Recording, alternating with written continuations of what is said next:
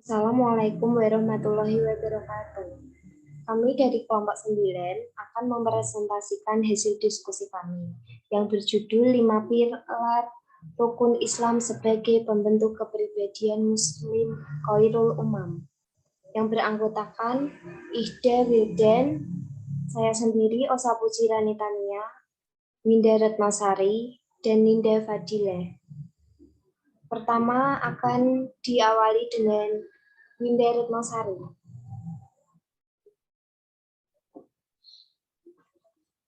Yang pertama yaitu rukun Islam. Rukun Islam memiliki 5 aspek yang merupakan landasan atau sebuah fondasi bagi umat Islam agar imannya senantiasa terjaga dalam kehidupan sosial. Menurut Slamet Mulyono, dalam buku Rukun Islam artinya pokok-pokok ajaran Islam dan sebagai seorang yang beragama Islam harus mengamalkan pokok-pokok ajaran Islam tersebut. Dalam buku tuntutan lengkap Rukun Islam dan Doa, kunci beragama secara kafah karya Dr. Muhammad Syarif Hidayatullah, para ulama menjelaskan dari rukun Islam ada yang menjadi persyaratan mutlak dalam mengukur keislaman seseorang, tapi ada juga yang tidak. Syahadat menjadi rukun mutlak, sementara rukun Islam yang lain tidak. Rukun Islam terdiri daripada 5 perkara, yaitu syahadat, sholat, zakat, puasa, dan haji. Syahadat. Mengucap 2 kalimat syahadat merupakan rukun Islam yang pertama. Pengertian syahadat sendiri adalah bagaimana seseorang muslim harus bisa mengucapkan dengan lisan, membenarkan dengan hati, dan mengamalkan melalui perbuatan. Berikut bacaan kalimat syahadat. Asyhadu alla ilaha illallah wa asyhadu anna Muhammadar Rasulullah. Artinya, aku bersaksi bahwa tidak ada Tuhan melainkan Allah. Dan aku bersaksi bahwa Nabi Muhammad adalah utusan Allah. Rukun yang pertama, yaitu bersaksi tidak ada ilah yang berhak disembah secara hak melainkan Allah dan Muhammad adalah utusan Allah. Syahadat atau peraksian ini memiliki makna mengucapkan dengan lisan, membenarkan dengan hati, lalu mengamalkannya melalui perbuatan. Adapun orang yang mengucapkannya secara lisan namun tidak mengetahui maknanya dan tidak mengamalkannya, maka tidak ada manfaat sama sekali dengan syahadatnya.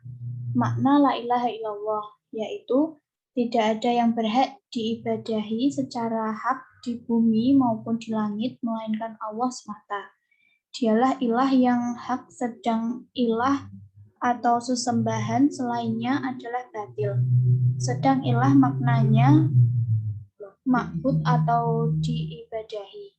Artinya secara harfiah adalah tiada Tuhan selain Allah. Syahadat sebagai latihan lisan pembentukan kepribadian muslim. Syahadat dijadikan sebagai latihan awal, latihan lisan pembentukan karakteristik khairul umam, akan menciptakan autosugestif bagi seorang untuk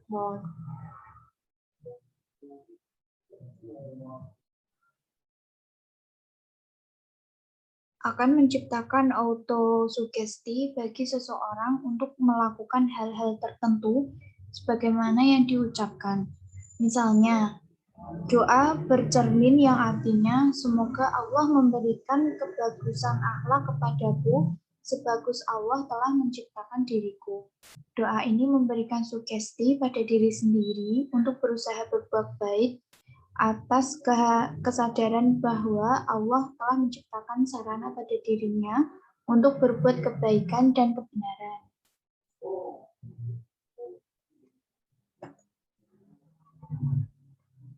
Sholat. Sholat merupakan tiang agama. Ia sebagai rukun terpenting Islam setelah 2 kalimat syahadat. Seorang muslim wajib memeliharanya semenjak usia balik atau dewasa hingga mati. Ia wajib memerintahkannya kepada keluarga dan anak-anaknya semenjak usia 7 tahun dalam rangka membiasakannya. Allah Ta'ala berfirman yang artinya, Sesungguhnya sholat itu adalah kewajiban yang ditentukan waktunya atas orang-orang yang beriman. Surat An-Nisa ayat 103.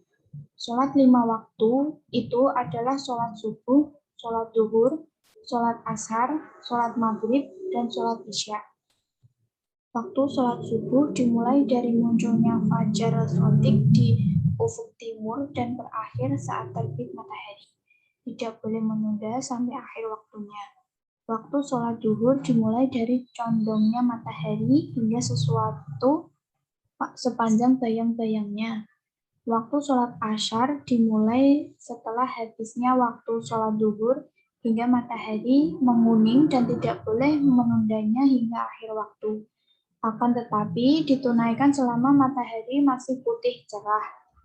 Waktu maghrib dimulai setelah terbenamnya matahari dan berakhir dengan lenyapnya senja merah dan tidak boleh ditunda hingga akhir waktunya. Sedang waktu sholat isya dimulai setelah habisnya waktu maghrib hingga akhir malam dan tidak boleh ditunda setelah itu.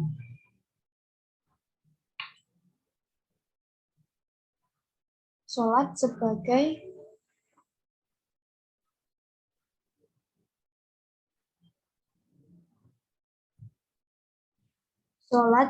latihan jiwa raga pembentukan kepribadian muslim.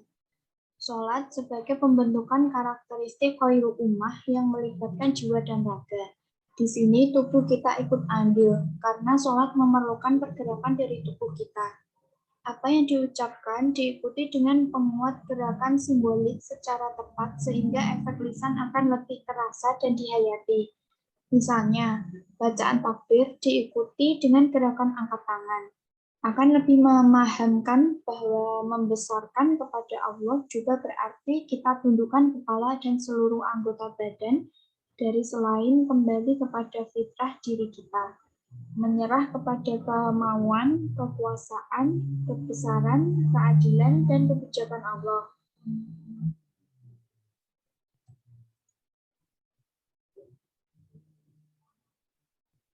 Zakat.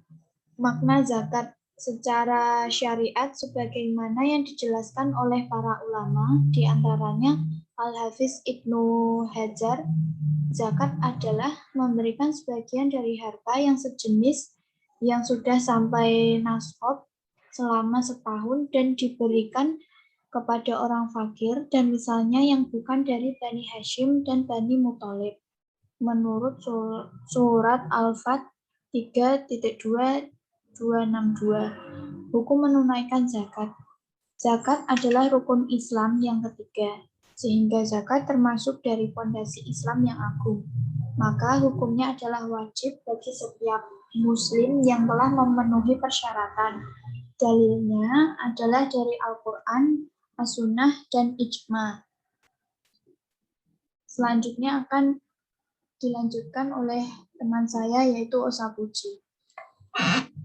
Puasa adalah kegiatan dilakukan seseorang umat Muslim di mana menahan untuk tidak mengonsumsi makanan atau minuman selama seharian penuh, tidak hanya menahan lapar dan haus. Selama berpuasa di bulan Ramadan, seseorang Muslim juga harus menahan segala hawa nafsu dan amarah. Haji. Ibadah haji merupakan salah satu sarana melakukan komunikasi antara seseorang hamba dengan Khaliknya. Ibadah ini pertama kali disyariatkan pada tahun ke-6 Hijrah. Sebagaimana firman Allah dalam Quran Al-Imran ayat 3, 96-97. Kata al-had menurut bahasa berarti menyengaja. Karena itu, menurut istilah syariat Islam, ia berarti menyengaja mengunjungi Ka'bah di Mekah untuk melakukan beberapa rangkaian amalan ibadah menurut rukun Islam dan syarat-syarat yang telah ditentukan oleh syarah. Haji merupakan rukun Islam yang kelima dan pokok ibadah yang keempat yang diperintahkan selama disyariatkan ketiga pokok ibadah sebelumnya, yaitu ibadah sholat, ibadah puasa Ramadan, dan ibadah zakat. Haji sebagai latihan paripurna pembentukan kepribadian Muslim. Ibadah haji dikatakan merupakan kesempurnaan Islam dan syari dikatakan wajib sekali seumur hidup. Ini mengandung makna bahwa jika latihan ini dilakukan secara benar sekali saja, bekas pengalaman yang didapat akan mampu mengimbangi manusia seumur hidupnya. Mengapa? Sebab latihan ini melibatkan 4 latihan secara serentak dilakukan bersama-sama dalam satu ritual ibadah haji dengan setting situasi dan kondisi mendekati alam hakiki di mana apa yang menjadi janji Allah diwujudkan secara nyata. Misalnya, janji Allah atas balasan bagi orang yang menolong orang lain. Allah akan memberikan pengalaman balasan langsung, bahkan atas perilaku sebelumnya di tanah air. Allah bukakan sedikit akan hakikat dan balasannya. Setelah teman saya menjelaskan, saya Ninda akan melanjutkan penjelasan tentang rukun Islam dalam membentuk karakteristik khairul umam. Rukun Islam memiliki 5 aspek, yaitu syahadat, sholat, zakat, puasa, haji. 5 aspek ini memiliki peran penting untuk pembentukan karakter khairul umam. Yang pertama, syahadat. Syahadat dapat dijadikan sebagai latihan lisan pembentukan karakteristik khairul umam. Pada latihan lisan dengan cara mulut menyebutkan atau menyuarakan kata-kata atau kalimat tertentu, baik bahasa Arab maupun bahasa Indonesia atau Jawa termasuk doa. Yang kedua, sholat. Sholat sebagai pembentukan karakteristik khairul umam yang melibatkan jiwa dan raga. Di sini tubuh kita ikut andil karena sholat memerlukan pergerakan dari tubuh kita. Apa yang diucapkan diikuti dengan penguat gerakan simbolik secara tepat sehingga efek lisan akan lebih terasa dan dihayati. Yang ketiga, zakat. Zakat menjadi latihan kita dalam kepemilikan materi. Zakat sebagai pembentukan karakteristik khairul umam yang melibatkan sebagai harta kita. Pada tingkat dasar, orang dilatih untuk semangat mencari harta dengan kesadaran sebagai saran pengabdiannya kepada Allah dalam arti menyediakan diri untuk menjadi media Allah memberi kecukupan kebutuhan hidup bagi dirinya, keluarganya, anggota masyarakat yang memerlukan, dan seterusnya. Kesediaan Allah memilih dirinya untuk bisa membagi kepada yang memerlukan, menjadikan bahagia sehingga membawanya untuk bersyukur. Yang kelima, yang keempat, puasa dapat membentuk karakteristik khairul umam. Pada saat berpuasa, kita akan melawan hawa nafsu. Kita harus melawan rasa lapar dan dahaga. Pada teori puasa dimulai pada saat fajar hingga terbenamnya matahari. Puasa juga merupakan suatu ibadah yang akan membuat diri kita menjadi manusia yang khairul umam. Saat puasa kita dilatih untuk sabar, dilatih untuk menahan hawa nafsu, masih banyak lagi. Yang terakhir, haji bagi yang mampu. Haji dapat membentuk karakteristik khairul umam karena ibadah haji dikatakan sebagai kesempurnaan Islam. Dengan haji, seseorang dikondisikan untuk selalu mengingat Allah, berdoa, melepaskan pakaian kebesarannya dengan kerendahan hati, menguatkan persaudaraan. Di dalam haji, kaum muslimin dilatih mengendalikan syahwat dan hawa nafsu. Ketika ihram, tidak diperkenankan menggauli wanita, bertengkar, mencela, berdebat, mengucapkan hal-hal yang membangkitkan syahwat, tidak melakukan hal-hal menimbulkan kefasikan, dan wajib meninggalkan dosa-dosa kecil, apalagi dosa besar, hingga kaum muslimin bisa meluruskan perilakunya. Sekian penjelasan dari kelompok kami. Jika ada kesalahan kata, kami minta maaf. Terima kasih. Wassalamualaikum warahmatullahi wabarakatuh.